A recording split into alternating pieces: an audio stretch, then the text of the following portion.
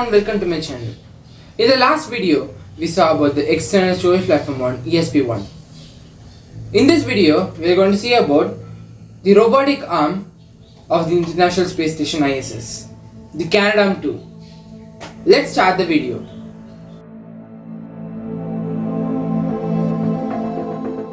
Just as a crane lifts and moves heavy materials at a construction site, the Canadarm2 helps astronauts move and position large pieces of equipment and supplies in space. It is attached to the space station and can reach out to grab things just like a crane can extend its arm to pick up heavy objects. This robotic arm helps build and maintain the space station, just as a crane helps build and maintain buildings, making it crucial for work in space.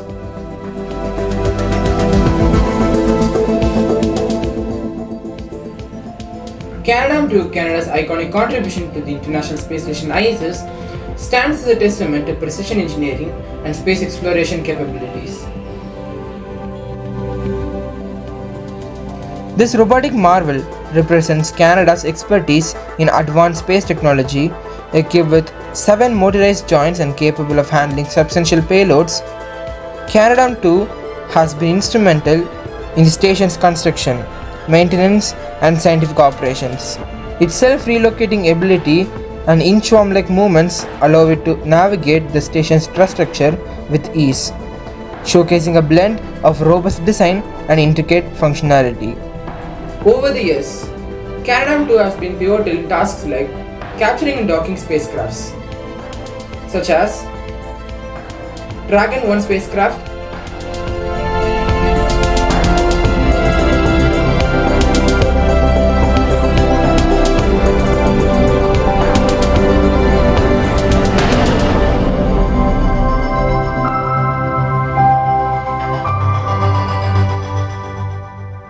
and the Cygnus spacecraft.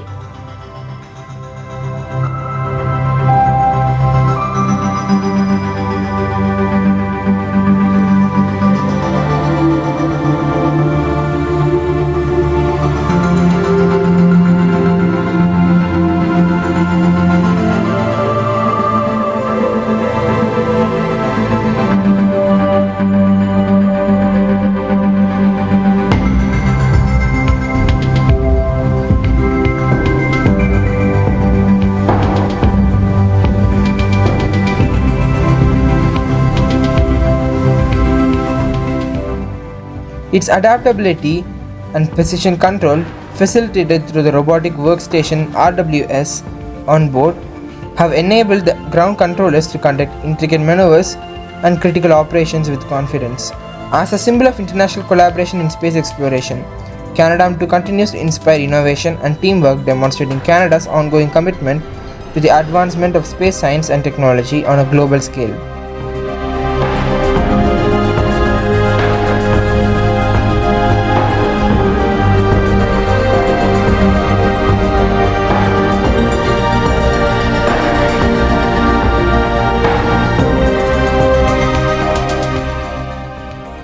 The manufacturers behind Canadarm, including its subsequent iterations like the Canadarm2, have played a crucial role in shaping Canada's reputation in space technology. The original Canadarm used on the Space Shuttle program was developed by Spar Aerospace, a Canadian company based in Toronto. Spar Aerospace was responsible for the design, engineering and manufacturing of this robotic arm that became synonymous with Canada's involvement in space missions. The success of Canadarm paved the way for further advancements in space robotics and Canada's continued contributions to the International Space Station ISS. Canadarm2, a more advanced version launched to serve the ISS, was manufactured by MDA, McDonnell Douglas and Associates. MDA took over the space division of Spar Aerospace, continuing Canada's legacy in space robotics. MDA's expertise in robotics and aerospace engineering was instrumental in designing Canadarm2, with its enhanced capabilities and flexibility for various space tasks. Looking ahead, Canada is actively involved in the development of Canadarm3, which is planned for use in the Lunar Gateway, NASA's planned space station that will orbit the Moon.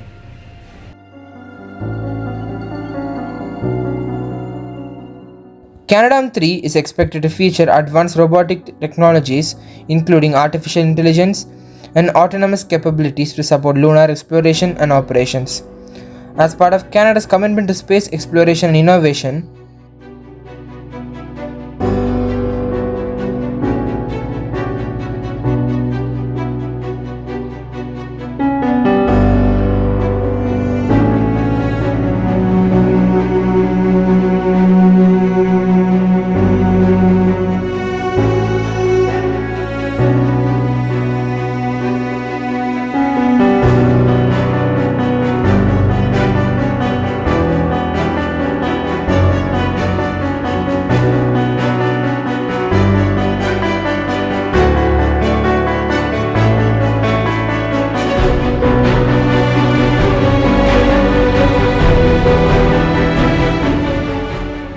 the Canadarm2 was sent up to space with Space Shuttle Endeavour on 19 April 2001 aboard the mission STS-100. This arm, also called the Space Station Remote Manipulator System SSRMS, helps a lot with putting things together and fixing things in the station. STS-100 was Endeavour's 11th trip to space, and it was a big moment in building the ISS because it focused on getting this robotic arm up there and installing it. This mission, also known as ISS Assembly Mission 6A, showed how NASA and other countries work together to explore space and do science. The STS mission crew consisted of 7 astronauts: Commander Kent Rominger, pilot Jeffrey Ashby, and mission specialists Chris Hadfield, Scott Parazinski, John Phillips, Umberto Guidini, and Yuri Lonchakov.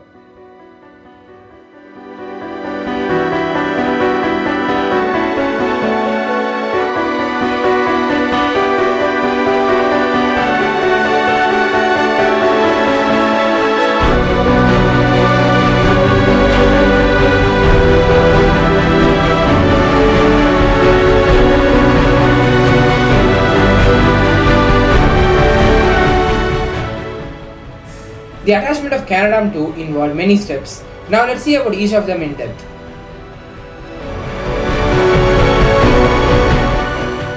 STS-100 made its approach to the International Space Station's PMA-2 Pressurized Mating Adapter 2 on the forward CBM of the Destiny module and then docked.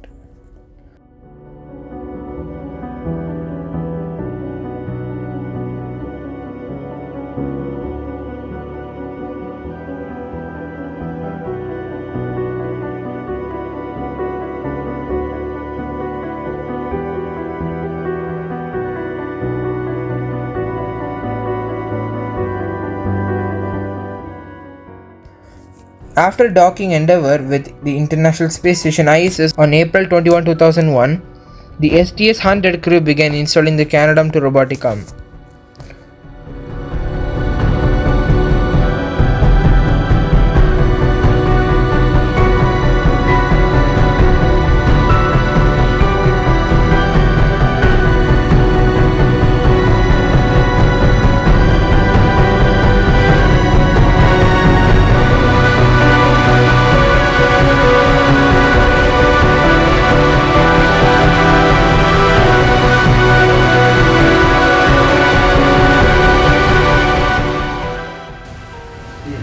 The installation of Canadarm2 required 2 spacewalks. Now let's see about them. During the first spacewalk on April 22, astronauts Scott Parazinski and Chris Hadfield worked hard to attach the arm to the ISS.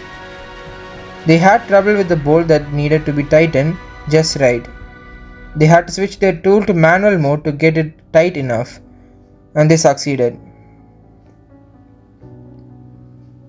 They finished the spacewalk in 7 hours and 10 minutes.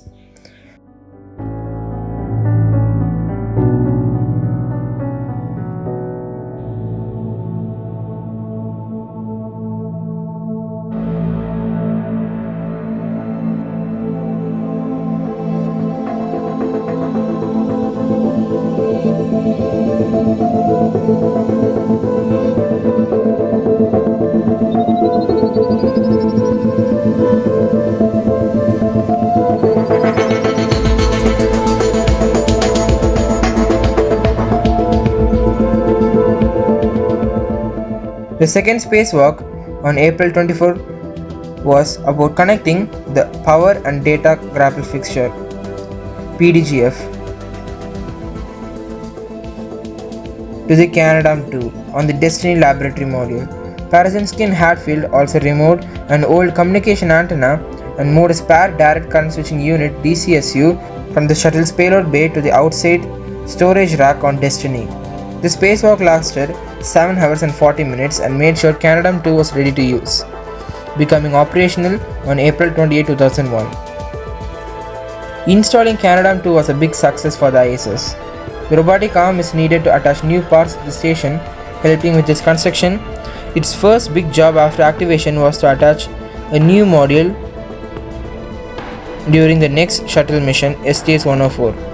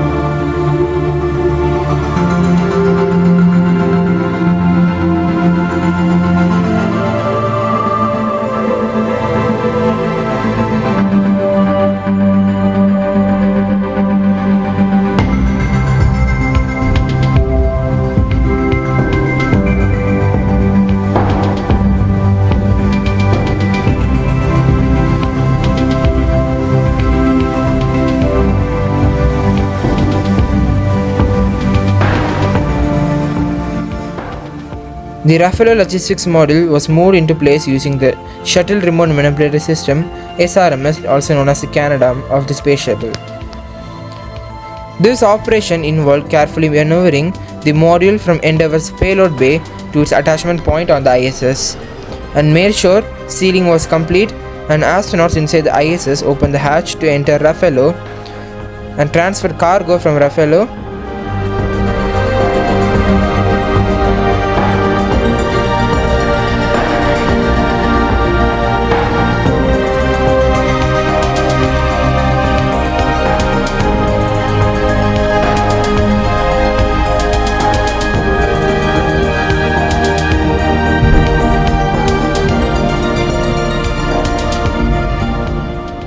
and then again put Rafael back in Endeavour's payload bay.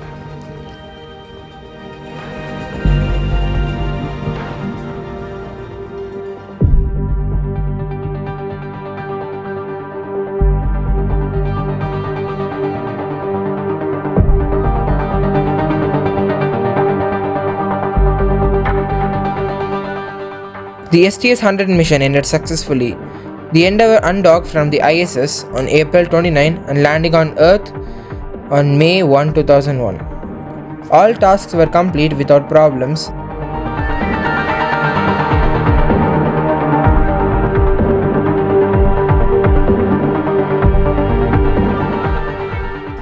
And Endeavour did a detailed fly around of the ISS, taking pictures with an IMAX camera.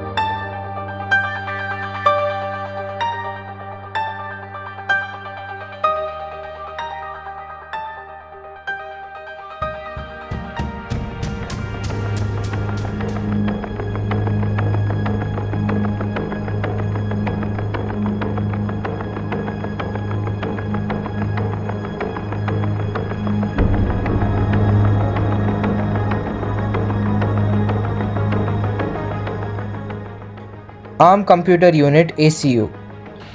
The ACU serves as the brain of the Canadarm2. Imagine it as the mission control center for the ARM itself. It receives instructions from ground control on Earth or the astronauts on board the ISS's RS located at many parts of the ISS, especially in the cupola.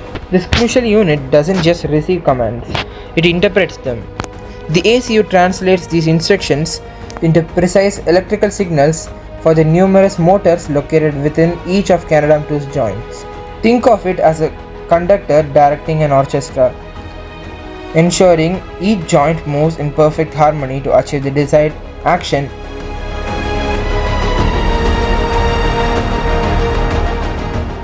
Additionally, the ACU constantly monitors the health and status of the entire arm through built-in sensors. By constantly checking the arm's well-being, the ACU ensures smooth operation throughout any tasks, making it the brain behind the Canadarm2's impressive movements. The boom is the main structure of the Canadarm2. Essentially, its backbone. This is the boom constructed from a special graphite composite material that provides both strength and minimal weight. The impressive length of the boom grants Canadarm2 significant reach, allowing it to perform tasks at various locations on the vast expanse of the International Space Station.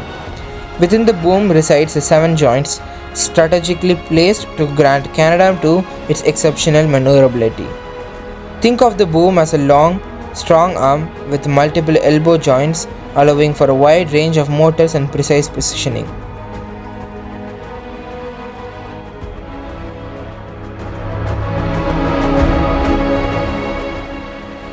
The latching end effectors are the claw of the Canadarm2 mounted on the PDGFs. Within these toolboxes are the lees, each designed for specific tasks. There are typically 2 lees, Lee A, Lee B, that can be used to move the Canadarm in an inchworm-like movement around the ISS. Here's the scenario. We need to attach a module to the gem using Canadarm2, but it's currently in the Destiny and can't reach out there. Now Lee A is attached to Destiny, so the Canadarm2 moves its Lee B to the PDGF on the gem, and after attaching the Lee B, it releases the Lee A from Destiny, and then Lee A can be used to assist astronauts or capture incoming spacecrafts.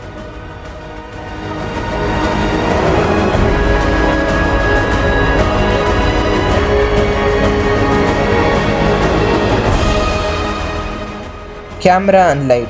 These cameras are mounted on the wrist of the arm, offering a close-up view of the work area. Additionally, cameras might also be placed on the Mobile Servicing System (MSS), which works in conjunction with Canadarm2. These additional cameras provide a broader perspective of the work area. These lights illuminate the workspace, ensuring clear visibility for the cameras and the astronauts monitoring the tasks. With clear visual feedback, the astronauts can effectively control Canadarm2 and ensure safe and precise movements.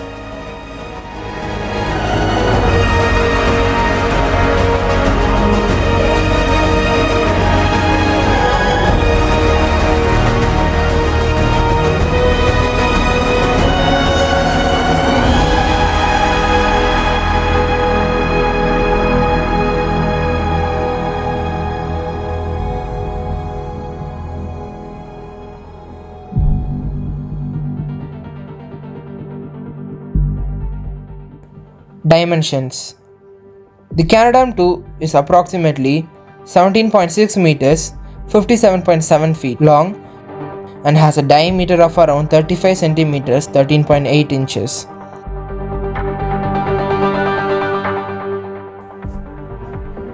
From aiding in the assembly of the International Space Station to facilitating crucial maintenance tasks, its versatility and precision have expanded our reach beyond Earth's confines.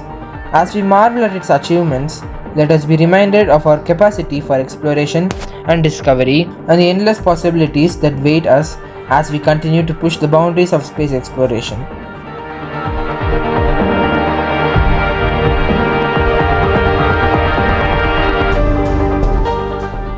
I hope this video on the Canadarm2 was informative and interesting. I'll meet you in the next video with another interesting module. Take care, bye.